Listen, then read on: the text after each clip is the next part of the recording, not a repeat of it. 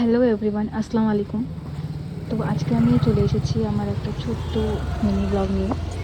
তো অ্যাকচুয়ালি কালকে আমার দাঁত এক্সট্রাকশন, তো হঠাৎ করে 6টা বাজে আর আমি রিয়েলাইজ করলাম যে আজকে মোমো খায় নেওয়া যাক। তো আমি মোমো খেতে বেরিয়ে গেছি। আমি আমার বোনকে প্রথমে কল করলাম, অ্যান্ড দেন নর্মালি আমাকে কোনোদিনও বলে না যে হ্যাঁ ঠিক আছে যাবো, বাট আজকে ফার্স্ট টাইম ও বলছে যে ঠিক আছে যাবো, একবারই রাজি হয়ে গেছে। তো আমি অনেক আশা করে আসছি এখানে, বাট এখানে এসে জানতে পারলাম যে এখানে চিকেন মোমো পাওয়া যায় না, এখানে শুধু ভেজ। তো আমরা এখান থেকে এক প্লেট মোমো খেয়ে বেরিয়ে পড়লাম লিট্টি চোখা খাওয়ার জন্য। বাট আজকে লিট্টি চোখার দোকানটা বন্ধ। বোন বলছে রোজ খোলা থাকে, বাট আজকে আমাদের ভাগ্যটাই খারাপ। ঠিক আছে, কোনো ব্যাপার না।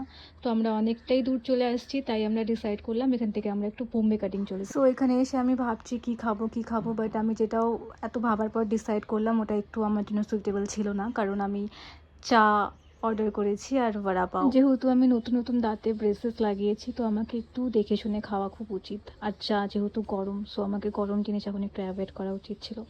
যেহেতু চা খেয়ে নিয়েছি, এবার মুখটাকে ঠান্ডা করার জন্য তো কিছু খেতে হবে। সো আমরা আইসক্রিম নিয়ে নিয়েছি।